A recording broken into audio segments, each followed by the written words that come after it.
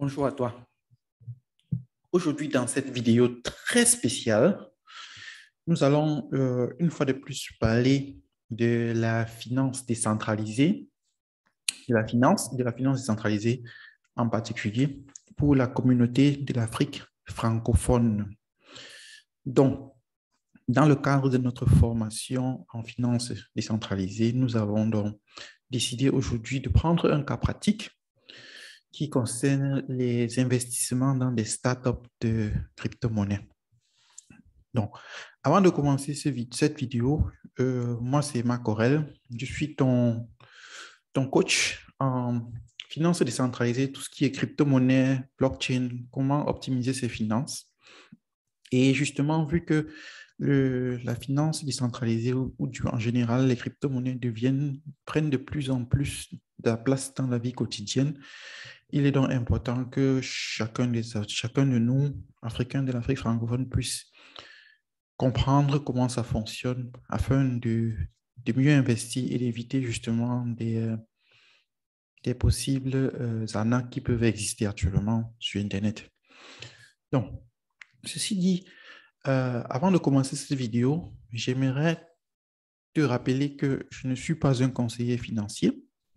Je suis juste un jeune Africain qui t'aide à mieux comprendre comment la blockchain fonctionne, ou du moins comment la chaîne de blocs fonctionne, les applications de la chaîne de blocs et comment toi aussi, étant au fin fond du Cameroun ou du Congo ou du Togo ou du Mali, tu peux en tirer profit.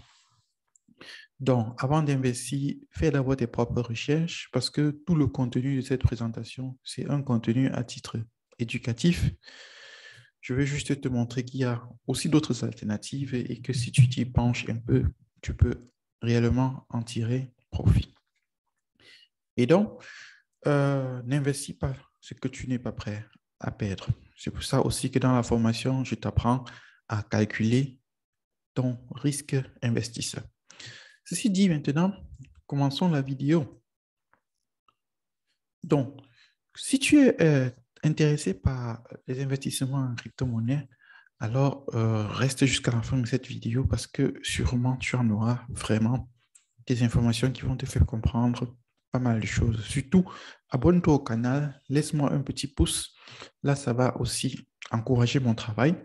Vu que ce travail n'est pas sponsorisé par l'entreprise dont nous allons parler actuellement, c'est juste un contenu pour la communauté, pour aider justement la communauté à ne pas se faire arnaquer par certaines personnes qui prétendent vendre le rêve.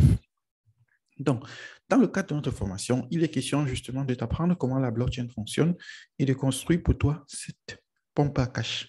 Dans cette pompe à cash, il est question pour toi d'investir, d'épargner une petite somme. Donc, tu vois, en fait, tu dois considérer ça comme une tontine que tu fais. Chaque mois, tu vas injecter une petite somme dans ta pompe à cash. Et dans cette pompe à cash, on peut investir dans plusieurs icônes telles que le prêt décentralisé. Le prêt décentralisé, tu vas voir ça justement comme une tontine qui prête de l'argent à un de ses membres. On va faire du staking. Le staking, tu dois considérer ça comme le fonds de roulement d'une tontine parce qu'une tontine fonctionne justement bien parce que on n'a pas de banque, mais on a un fonds de roulement qui permet justement de résoudre les problèmes de la tontine. Donc, tu vas voir le staking comme le fonds de roulement d'une tontine. Tu vas voir justement l'épargne. Bien évidemment, dans la tontine, tu épargnes parce que après, une fois peut-être par an, tu vas recevoir aussi une somme élevée. Donc, on va faire aussi l'épargne maintenant sur la blockchain. On va voir aussi les startups. Donc, c'est ça qu'on va se pencher aujourd'hui. On va voir les startups de crypto-monnaie. Et aussi, on va voir ce qu'on va appeler la mise à disposition de la liquidité pour des personnes qui veulent faire de l'emprunt. Mais seulement dans cette vidéo, nous allons nous concentrer juste sur cette partie qui concerne justement les investissements dans des jeunes projets, des startups en crypto-monnaie. Et concernant justement cette partie, nous allons étudier un projet qui est d'actualité dans la communauté francophone. Donc, la pompe à cash te permet justement, avec ton épargne qui entre là, de ressortir avec un pourcentage Y qui est fonction des produits dans lesquels tu as investi. On peut aussi appeler ça des narratifs ou bien des méthodes, ça peut être des protocoles. Et là, on va aussi calculer, je t'ai dit au début, on va calculer ta classe de risque parce qu'on va faire tout ça en pondérant avec ta classe de risque et le temps que tu te donnes parce que tes investissements en tant qu'investisseur long terme ne seront pas les mêmes que si tu es un investisseur moyen ou court terme. Et l'idée au final, c'est qu'avec un montant X qui entre, tu puisses à la sortie faire un montant X, YX qui est supérieur à X. Donc voilà, en gros, l'idée de la formation. Et justement, dans ce cadre-là, nous allons prendre un cas pratique pour te montrer plus ou moins comment est-ce que nous procédons dans la formation. Donc, pour ce faire, nous allons faire une étude fondamentale globale. Je précise globale, pourquoi? Parce que à la demande de mes apprenants, j'avais déjà fait une première étude concernant le projet LIEP-Limal, mais cette étude n'était pas globale. Tout simplement parce que je n'avais pas toutes les informations que j'ai actuellement. Et ces informations, justement, j'ai pu les collecter par rapport à certaines personnes qui sont dans le projet, ou du moins ce qu'il y a sur Internet et ce que certains de mes apprenants m'ont fourni comme information. Donc, nous allons donc essayer, en utilisant une méthode vraiment académique, ça je dois le préciser, on doit aller vraiment sur une méthode assez académique pour étudier le projet sans parti pris. Ça je dois le préciser, sans parti pris, parce que actuellement, moi personnellement, je ne suis pas investi dans le projet. Par contre, je connais plutôt beaucoup de personnes qui sont investies dans le projet et qui se posent pas mal de questions, ce qui a justement motivé euh, le fait de prendre ce projet comme exemple dans notre formation. Donc, voilà, nous allons étudier le projet global. Pourquoi global? Parce que le projet actuellement a deux jetons. On a le Limon Coin et on a le Sim Coin. Donc, le projet a deux jetons et d'après l'analyse que nous avons faite actuellement, nous pensons effectivement que chacun des jetons peut avoir sa place dans le projet et peut jouer un rôle important. Donc, c'est pour ça que nous allons maintenant commencer notre analyse. Et pour commencer le travail, j'aimerais te préciser que avant d'investir dans un projet de start-up en crypto-monnaie, il y a une analyse que tu dois procéder pour chaque projet. Et cette analyse-là est structurée en 10 étapes. La première étape, justement, sera la définition du projet. Qu'est-ce que le projet fait? Quel est le problème, ou bien euh, quel est le problème que le projet résout? Quelle est la solution proposée par le projet pour résoudre ce problème? On va faire l'analyse graphique. On va voir à peu près comment l'équipe est structurée. Est-ce que ceux qui sont dans l'équipe sont compétents pour faire les tâches qui leur sont allouées? On va essayer de voir le planning. On va voir comment les jetons sont repartis, la distribution des jetons et aussi la régulation de l'offre et de la demande. On va voir le sentiment global de la communauté. Et à la fin, je vais te donner mon impression par rapport à cette analyse. Donc, voilà, pour te permettre de mieux comprendre, de mieux te situer en blockchain, je veux d'abord te parler de Ethereum, de l'écosystème. Pourquoi est-ce que c'est important pour moi de te parler de l'Ethereum? Parce que le projet Liablima, les deux jetons du projet Liablima sont également backés sur la blockchain Ethereum, sont ce qu'on va appeler des ERC20 tokens.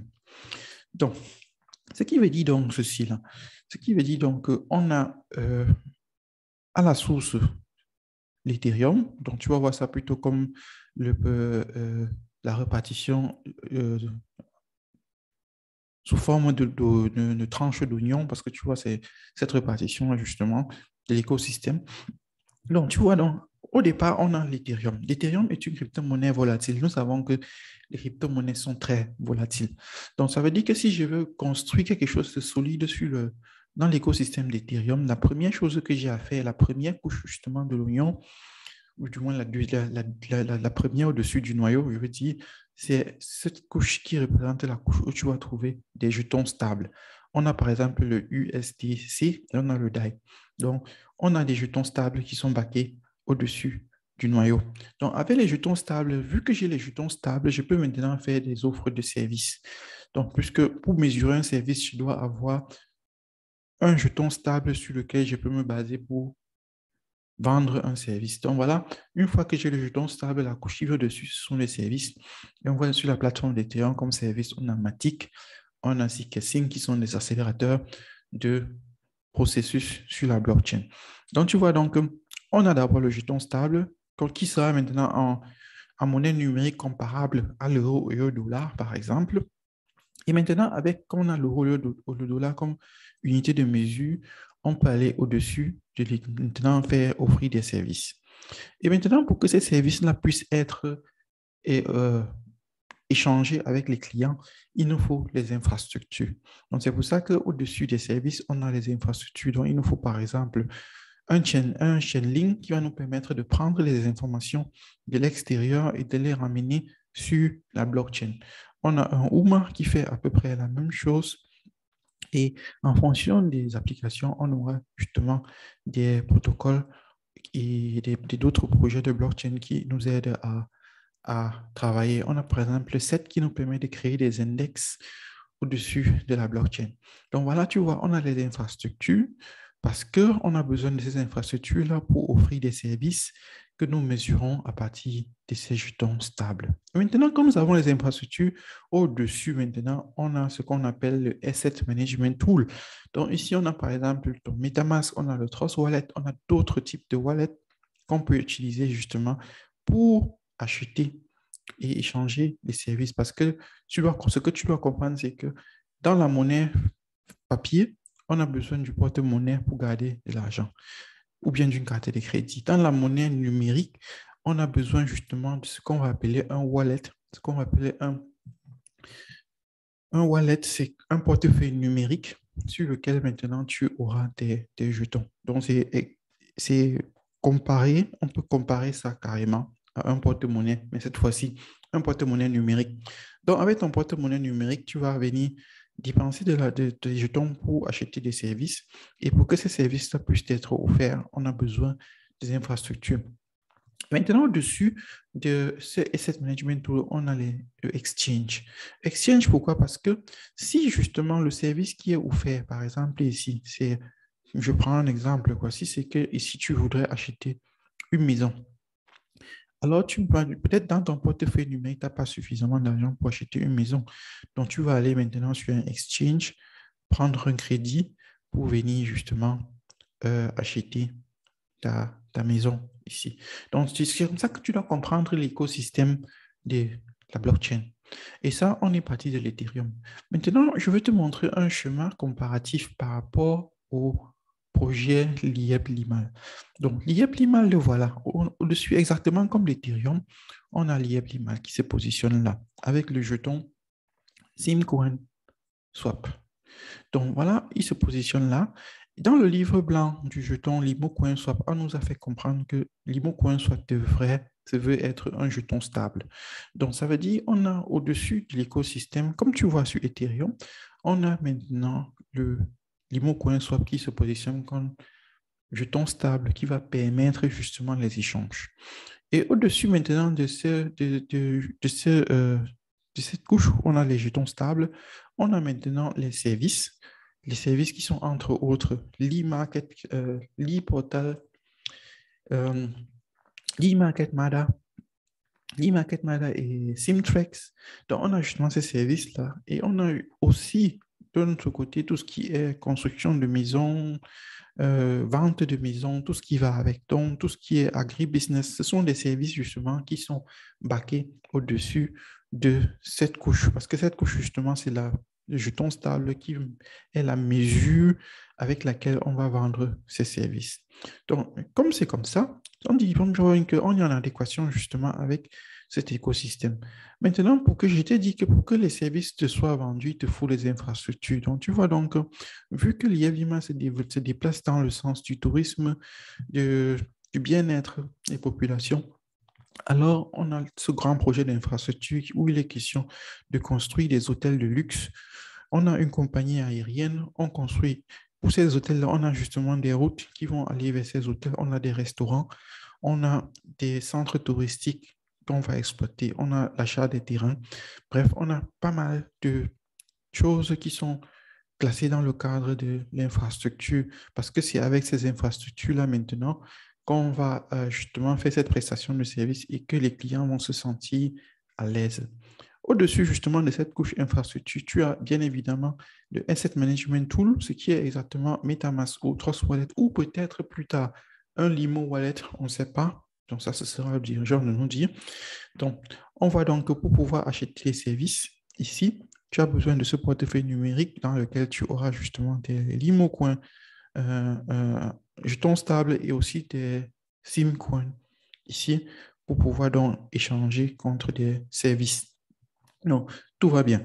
Et comme je t'ai dit, en haut, on a le grand exchange. Ça veut dire que si tu veux, par exemple, échanger de la crypto-monnaie, peut-être que tu as des bitcoins, mais tu veux des limos, alors tu vas aller sur le exchange pour changer. Ou alors, si tu veux un crédit, tu vas aller chercher sur le exchange qui est beaucoup plus international pour chercher le crédit à un meilleur prix.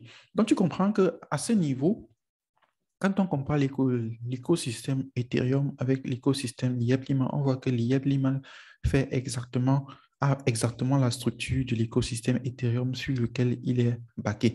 Ce qui est pour un projet de blockchain super cool parce que c'est un projet pensé de façon assez globale. Ça, c'est vraiment quelque chose de bien. Et maintenant, une fois que je t'ai présenté ça et que je pense que tu as bien compris comment les écosystèmes de crypto-monnaies fonctionnent, je peux maintenant te dire exactement quel est le problème que l'IEPLIMA vient résoudre. Donc, je t'ai dit dans la définition, on a la définition, je t'ai expliqué comment ça fonctionne avec l'écosystème, comment l'IEPLIMA se positionne justement. Et là, je te donne maintenant le problème que l'IEPLIMA vient résoudre. Voilà.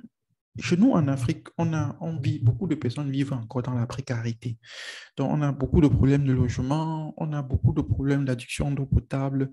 On a certes des sites touristiques assez attrayants, mais on n'a pas suffisamment d'infrastructures pour pouvoir en profiter et faire en profiter aussi d'autres personnes dans le monde entier. Alors, on a quelques projets en Afrique qui veulent justement aller dans ce sens-là, de promouvoir le développement en Afrique, résoudre le problème du manque de logement. Et l'un de ces projets, justement, c'est le projet Empoa qui est encore dans sa phase de lancement, donc ICO, Initial Coin Offering. Et on a aussi le projet Ejara qui se veut être un portefeuille numérique plus ou moins optimisé qui va te permettre de faire de l'épargne, par exemple, sur du Tezos et recevoir 5,46% par an, ce qui est un taux d'intérêt déjà intéressant puisqu'à la banque, sur le compte bloqué, tu n'as même pas 1% d'intérêt. Donc, ce qui est déjà très intéressant, vu que c'est une application qui fonctionne déjà bien en Afrique, particulièrement au Cameroun, nous l'avons testée et elle fonctionne plutôt à merveille. Donc, on a ça de ce côté. Et là, on a le marché des crypto-monnaies en général. Pourquoi le marché des crypto-monnaies en général? Parce que, comme je t'ai dit, actuellement, on a de plus en plus, euh,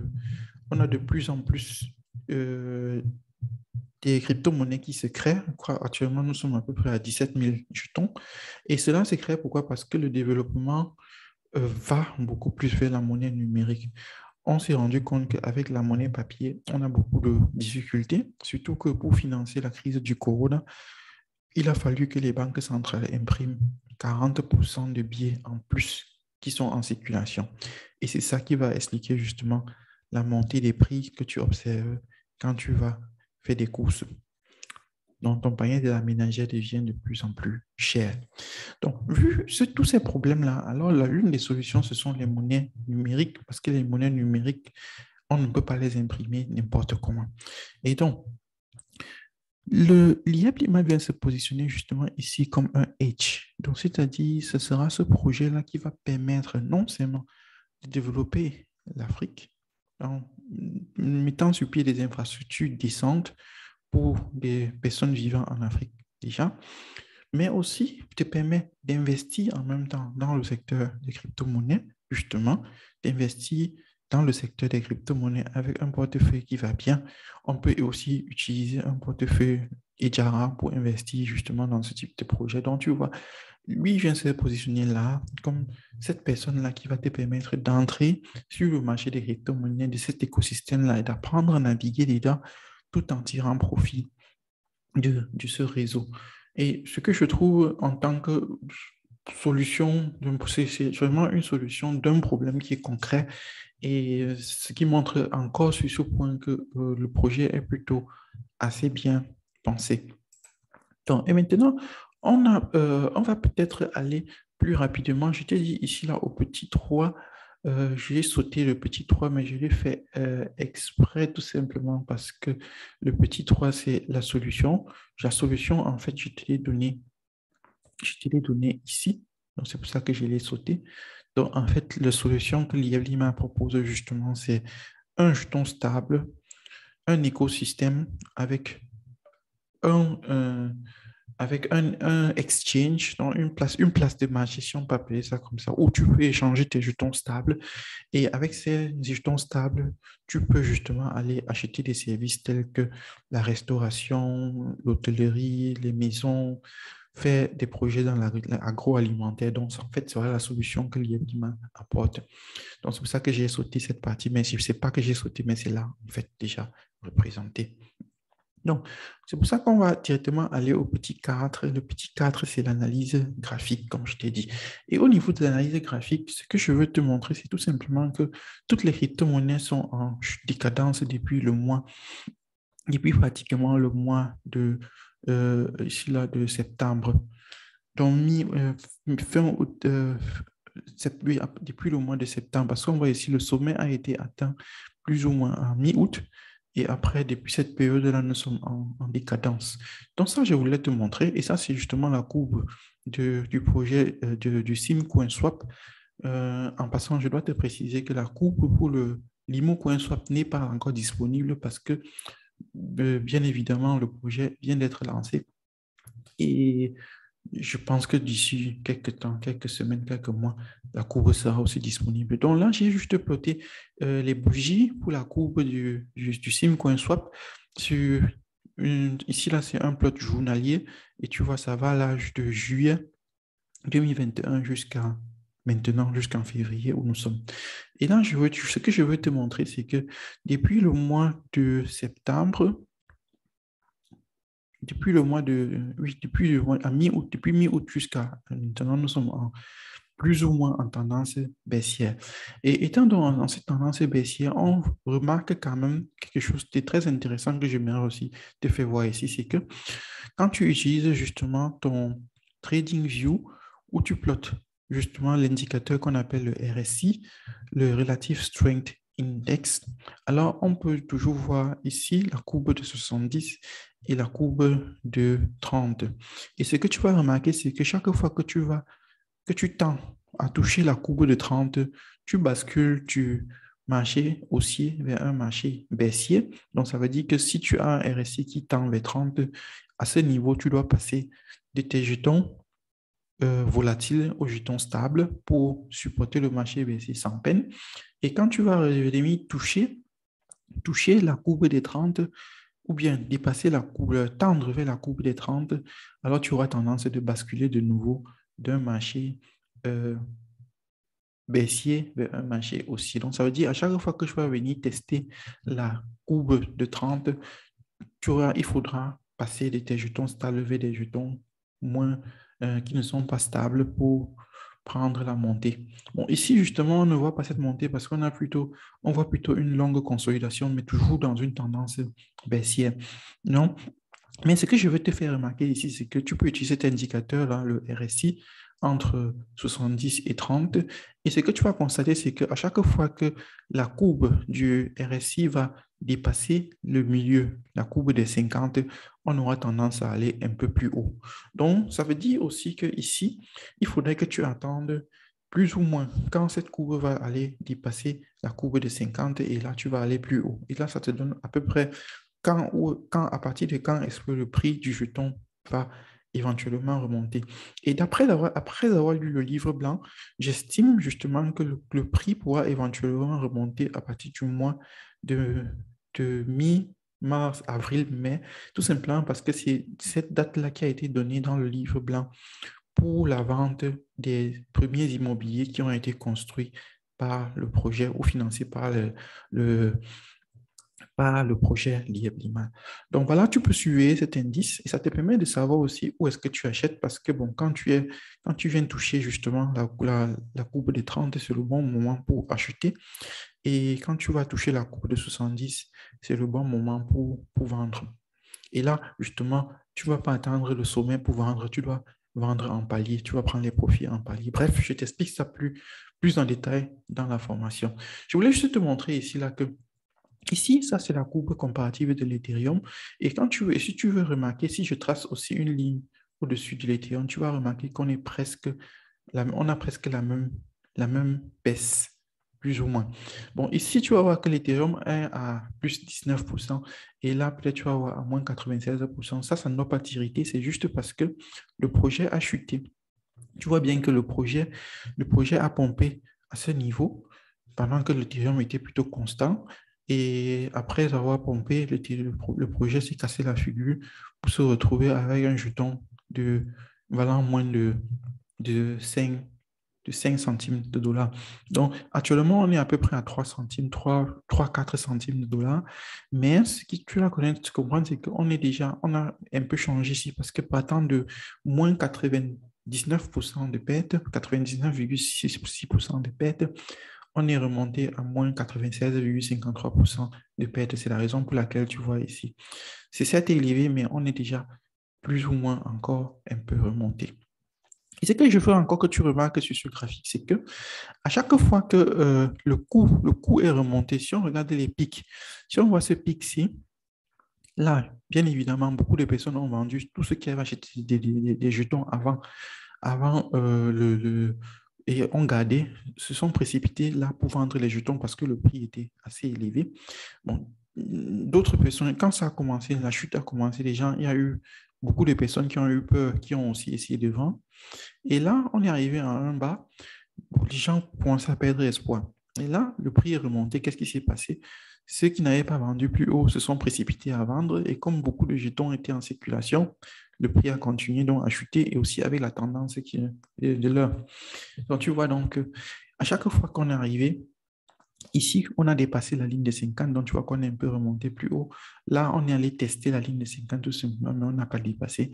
Et là aussi, on a juste testé. Donc, c'est pour ça que je dis, tout peut être à croire parce que tu peux extrapoler et dire, ben, en fait, il y aura une période où on va revenir tester. Bon, tu peux combiner ceci avec ce qu'on va appeler le moving average, la moyenne de 50 jours avec la moyenne de 200 jours. Mais ça, je peux te montrer plus tard dans la formation si tu le souhaites. Bref, je voulais juste te montrer comment est-ce qu'on peut faire une analyse graphique pour un projet de ce type. Et là, justement, tu vois que le Simcoin est backé avec la crypto-monnaie d'État, le jeton stable d'État. Tu vois, ce que tu dois remarquer, c'est que très souvent, sur les exchanges, on a toujours des paires de liquidités parce que là, on travaille avec des jetons stables. Et ce qui justifie justement le pourquoi je t'ai dit ici plus haut, que le fait d'avoir un jeton stable ici, c'est assez stratégique parce que après, on peut effectivement faire des jetons de liquidité parce que ce sont des jetons de liquidité qui t'apportent en réalité, en finance décentralisée, plus de profit. Donc voilà. Et là maintenant, je t'ai aussi expliqué le problème que l'IA mal résout et comment est-ce qu'il se positionne. Maintenant, concernant l'équipe, je ne vais pas trop aller en détail dans l'équipe. J'ai essayé de vérifier qui fait quoi. Et sur les contrôles lignes que nous avons étudiés dans notre formation, nous trouvons bien que les personnes qui sont placées à des postes sont plus ou moins compétentes et font effectivement le travail. Bref, on peut pas leur reprocher cela. Bien évidemment, il y a toujours des petites choses qui peuvent manquer, mais sur un plan de vue global, ces personnes-là ont la compétence nécessaire pour faire leur travail. On voit par exemple ici donc, l'équipe pour la partie Limo Coin Swap et on voit maintenant l'équipe pour la partie Simi Coin Swap. On voit bien évidemment que des personnes, des visages justement reviennent. Donc là, je ne vais pas trop m'attarder là-dessus. Si tu veux voir ça, tu peux aussi aller sur Twitter et tu jettes un coup d'œil sur les CV des personnes qui sont dans le projet.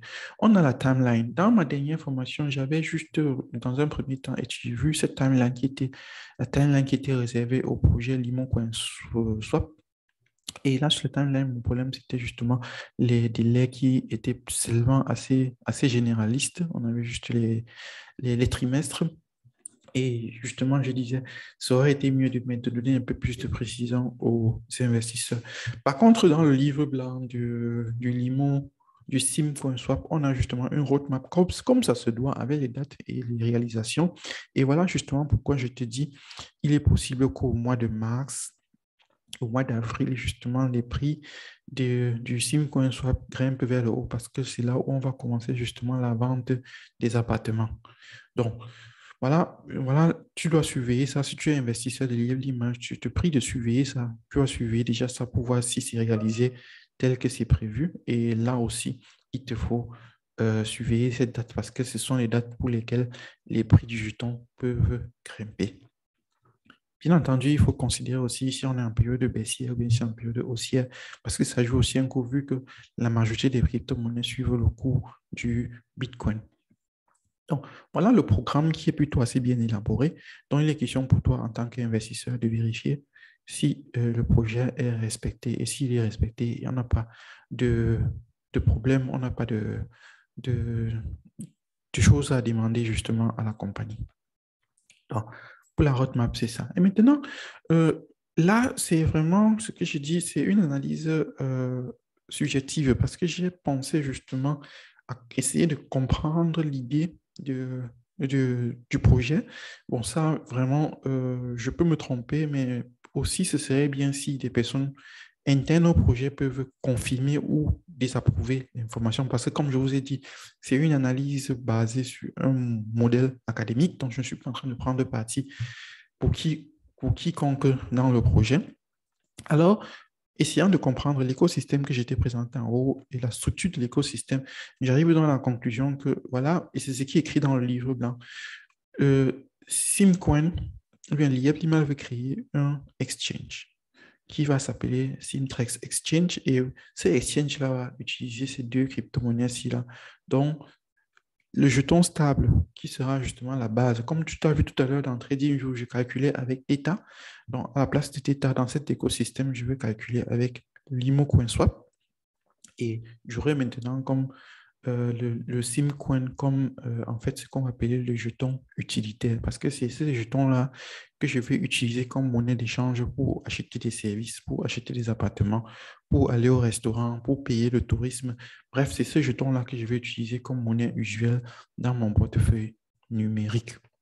Donc voilà, moi j'ai compris l'écosystème et justement avec cette compréhension, ça me permet maintenant de supposer, que cette partie du projet qui faisait partie du multi-level marketing où on vendait des paquets était juste ou bien est juste destiné justement à générer des fonds. Déjà, bon, on va générer des intérêts en staking allant de 2 jusqu'à 37% comme c'est mentionné là et on va générer des fonds. Ces fonds vont être multipliés justement parce qu'on a au-dessus la société de trading qui couvre tout, qui investit justement à Dubaï.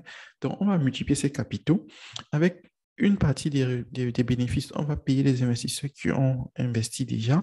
Et maintenant, l'autre partie des capitaux, on va utiliser pour mettre sur pied des infrastructures qui vont permettre de stabiliser maintenant le jeton pour qu'il soit effectivement un jeton stable. Donc, on peut baquer justement un jeton stable sur la valeur, par exemple, le DAI est baqué sur l'Ethereum, c'est-à-dire pour avoir, s'il y a 100 DAI en circulation, ça veut dire qu'il y en a un trésor dans lequel on a l'équivalent plus ou moins de ces 100 DAI-là.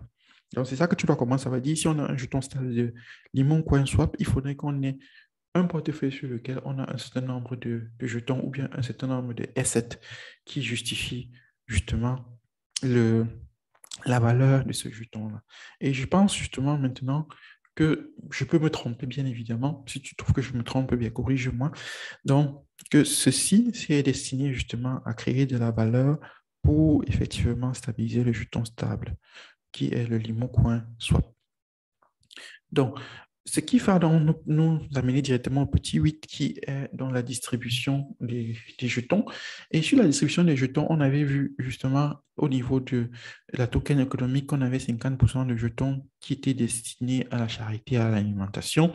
Et c'est là où j'avais dit il y a quelques discrépances au niveau du, de la token économique parce que ici, on te dit charité et alimentation, c'est 50%. On te dit ici, sur la page web, justement, on avait des discrépances par rapport à cette information. Et c'est là où j'ai dit il faudrait que nous ayons des clarifications. On a 5% pour le développement. Voilà, justement, on avait dit 5% pour le développement. Et ici, on avait charité et alimentation. Et de l'autre côté, on nous a plutôt dit que c'était le 50%, c'était plutôt pour le développement. Donc, en réalité, c'était là le problème. Parce que les informations sur le site Internet ne correspondaient pas aux informations qu'on avait dans le livre blanc. Et aussi, le mécanisme d'approvisionnement en jetons sur le marché n'était pas assez clair. Donc, ça, je t'avais déjà montré, mais ce qui est intéressant maintenant, c'est de comparer. Voilà le livre, voilà ce qu'on a actuellement dans le livre blanc du Limon Coin Swap. Et ça, c'est la répartition des jetons pour le Simcoin. Par contre, pour le Simcoin, on voit que la quantité totale des jetons est de 150 millions. Et voici la répartition. Tiens, 10% pour les partenaires, euh, 10% pour le marketing, 10% pour la charité, là c'est déjà défini, 20% pour l'équipe et 50% pour le développement. Donc 50% pour l'achat des maisons, justement, des services. Donc ça veut dire que ces 50% seront approvisionnés progressivement sur le marché et à chaque fois ils seront backés par le jeton stable. Mais seulement à ce niveau, comme je dis, il faudrait justement qu'on nous donne un peu plus de précision là pour qu'on puisse effectivement mieux se situer. Donc, et ce que j'ai fait, c'est quoi? Pour te montrer justement pourquoi je dis que c'est la répartition est OK. Je l'ai donc comparé avec le projet Empower dont je t'ai parlé plus haut. Le projet Empower, c'est aussi un projet exactement dans le même sillage que l'IEPLIMA qui se veut de construire des immeubles d'habitation au Nigeria et dans la phase pilote et ensuite d'étendre dans toute l'Afrique. Et tu vois donc, cette répartition de jetons, on a par exemple 10% ici on a 20% pour la team, et là on a 10% pour la team. Et ici, bon, il faut aussi noter que la team ici est beaucoup plus grande parce que, comme je t'ai dit, on a tout un écosystème. On a tout un écosystème avec des services et aussi un exchange. Pourtant, ici, on a juste ces services qui se limitent juste à la vente de la maison. Donc, on a un team qui est beaucoup plus élaboré. Et là, tu vois, on a 60% sont justement pour les projets. Et là, on a 50% pour le projet. Donc, la répartition est plutôt assez bonne. Et là, on a innovation. Innovation, operating fund, dans le fonds courant, private sale. Bref, ce qu'il y a ici, c'est que tu vois très bien que on a plus ou moins une répartition similaire pour les deux projets. Et même le nombre de jetons ici, on est à 200 millions et là, on est à 150 millions. Pourtant, ce projet semble être même beaucoup plus volumineux que celui-ci. Donc, voilà. Euh, Fini dans cette partie, on passe à l'analyse sociale. Dans l'analyse sociale, il est question justement de voir quel est le sentiment des internautes. Et là, j'ai pris l'image, j'ai pris Empower pour comparer, j'ai pris le Winky parce que le Winky, en fait, c'est un projet semblable en termes de capitalisation. Et aussi, la période de lancement, c'était plus ou moins la même. On a aussi le SIC VR, qui est un autre projet de Metaverse qui se veut faire du streaming décentralisé. Et bien évidemment, le Simcoin Swap. Donc voilà, quand je fais cette comparaison, je me rends bien compte que l'engouement pour l'IA est plutôt, sur les derniers 90 jours, était plutôt assez élevé, comparé même au Winky qui a une plus grosse communauté que l'IA. On a plutôt cet engouement, ce qui est plutôt bien, ce qui veut dire que justement les internautes ont besoin d'avoir les informations. Et à part ça, à part dans cette courbe-là, ces deux courbes, on voit donc que toutes les autres courbes, c'est plus ou moins la même chose. Donc, ça veut dire, en d'autres termes, que quand je dis toutes les autres courbes, ça veut dire le projet Empower, le projet Wing, le projet SIGVR et le projet et là, de Simcoin. On voit qu'ils ont tous à peu près la même répartition. Donc, ça veut dire ce sont des projets qui font exactement ce qu'un projet de blockchain normal devrait faire dans une période pareille. Donc, il n'y a pas vraiment des points là à soulever comme quoi ça peut être un red flag. Donc, ça, si je viens tout simplement faire l'analyse de plus près, tu vois, donc effectivement, on a vraiment ici plus ou moins le même engouement pour les internautes. Et là, on n'a pas grand-chose à redire. Par contre, ce qu'on peut justement mentionner ici pour compléter cette analyse, c'est que au sein de la communauté, au sein de la communauté, justement, euh, tu vas constater que tu vas justement constater que le projet Lieb Liman a une communauté sur Twitter, parce que j'ai comparé justement les communautés sur Twitter, à une communauté actuellement d'environ 40 000 personnes.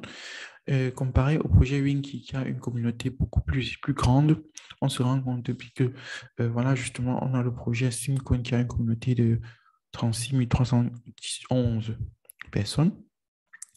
Et si on veut comparer ça avec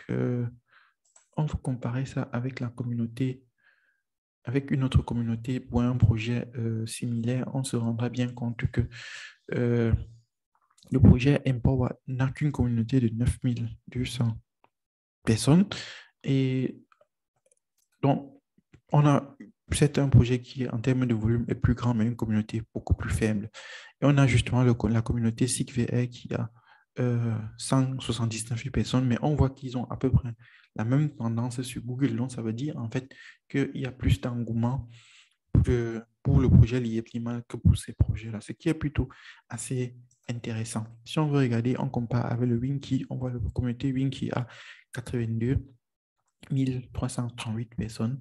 Et on a vu justement que le projet Liablima, qui a une communauté moins élevée, avait plus d'engouement justement sur Google par rapport à d'autres communautés, ce qui est plutôt un signe positif. Ce qui est plutôt un signe positif sur le projet, même si beaucoup de personnes se plaignent comme quoi ils ne réussissent pas à faire des retraits. Mais si on veut rester sur une démarche académique d'une façon globale, on se rend bien compte que c'est plutôt un aspect positif pour le projet. Et ça montre justement que le projet fait exactement ce à quoi on s'attend pour un projet de blockchain. Je pense que ici, ce qui manque vraiment, c'est beaucoup plus la communication de l'équipe pour rassurer les investisseurs et leur dire beaucoup plus précisément ce qui se passe, parce que ce n'est en faisant cela que le projet va gagner de nouveaux membres et non le contraire, perdre des membres qui veulent justement liquider leurs jetons pour ne pas continuer à être dans la perte. Mais vu que justement le jeton a beaucoup chuté après l'entrée en bourse, ce qui est aussi normal puisque bon, quand tu entres en bourse, quand tu es listé en bourse, tu n'as plus le contrôle sur le prix de ton jeton. Donc, ce qui est tout à fait normal, il faudrait justement rassurer la communauté et faire en sorte que un grand nombre de personnes puissent adhérer au projet, parce que si on regarde l'écosystème plus haut, on voit que c'est un projet assez louable. Et si beaucoup de personnes adhèrent au projet, ça va justement créer une synergie et on va comprendre justement l'impact du réseau, parce que la capacité d'un réseau se mesure au carré du nombre de ses utilisateurs. Je crois que ça, c'est la loi de Markov. Et si justement on a pour cette période un grand nombre de personnes qui ont un engouement pour le projet, alors ça va forcément avoir un impact positif sur le projet. Bien évidemment, un autre impact sera justement la valorisation des jetons du Simcoin à partir du mois de mars, avril.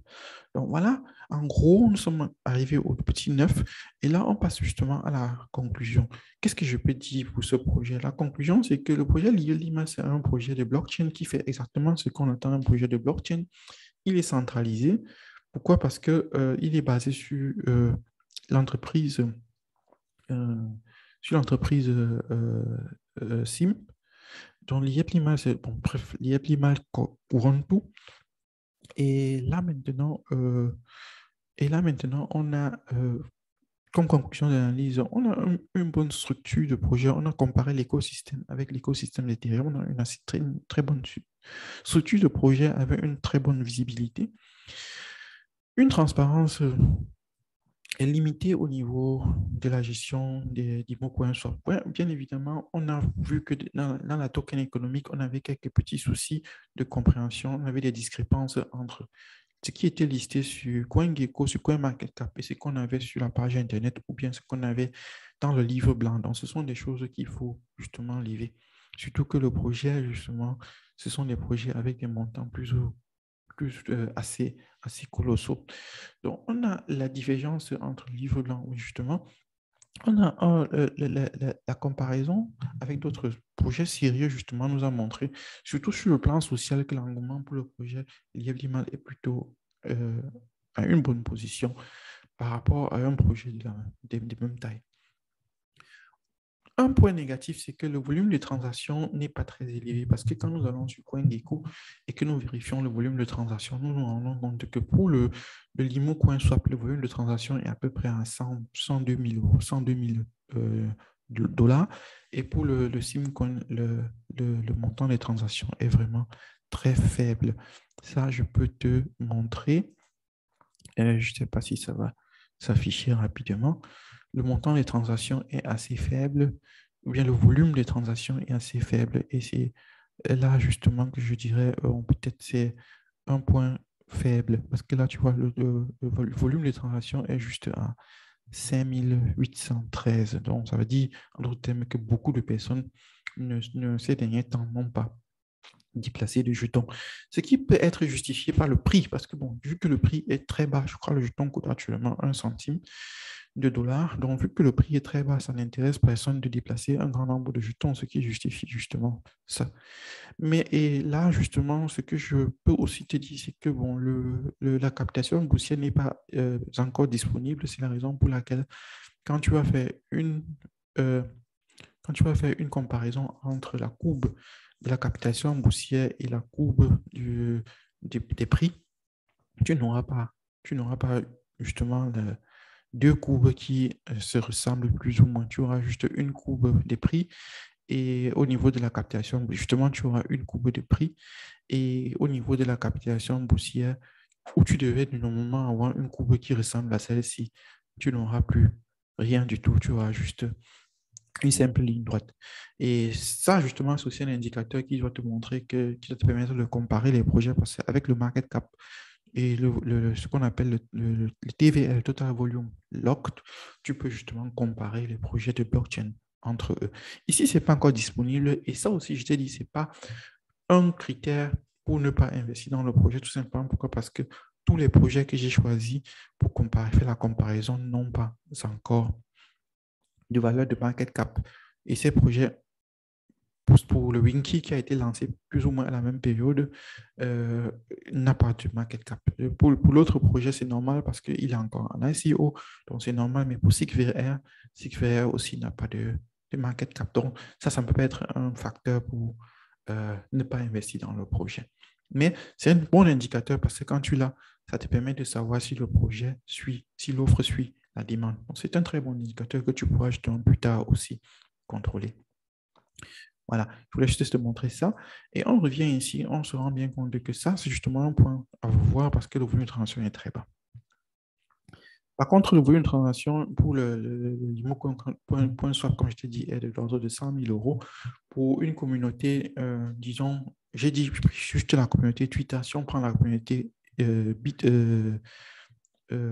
Instagram, Discord et aussi WhatsApp, peut-être on va se retrouver autour de 150 et 200 000 personnes. Et on a un volume de transaction de 100 000. Bon, c'est acceptable surtout, c'est même très acceptable. Pourquoi? Parce que le prix a tellement chuté. Et si on réussit quand même à avoir ce volume de transaction-là, c'est plutôt assez intéressant pour le projet. Donc, cela montre justement qu'il y a une communauté assez dynamique derrière le projet. Ça, c'est aussi l'analyse sociale que nous pouvons faire. Et là, ce que je veux aussi te préciser, c'est que cette étude, ce n'est pas un conseil d'investissement. Je t'ai dit, c'est une démarche académique que j'utilise ou bien que nous utilisons dans notre formation pour étudier tous les projets de start-up dans lesquels nous voulons investir. Et bien évidemment, je ne suis pas non plus financé par qui que ce soit pour faire cette étude. C'est juste pour aider la communauté à mieux comprendre les projets de start-up en crypto-monnaie. Donc, c'est pour ça que je te conseille toujours de faire tes recherches avant de te lancer. Et là, maintenant, pour finir justement, le projet Lielema, c'est un projet qui peut avoir un très fort potentiel. Vu l'analyse que nous avons faite, il y a certes des zones d'ombre où j'aimerais justement que les dirigeants de l'entreprise, que peut-être même le PDG, si possible, prennent position et nous rassurent en fait la communauté parce que beaucoup de personnes finalement sont investies dans le projet. J'ai rencontré justement un monsieur qui disait comme quoi il a mis toutes ses épargnes de retraite dans le projet et actuellement il ne sait pas trop comment faire. Bref, j'aimerais justement que l'un des dirigeants de l'entreprise, plus, ou du moins le PDG de l'entreprise, puisse rassurer la communauté en leur disant, expliquant effectivement si peut-être l'analyse si, est bidon, qui nous disent effectivement que notre démarche n'est pas bonne. Et comme nous sommes dans une démarche académique, nous allons la corriger parce que c'est un modèle que nous avons pris.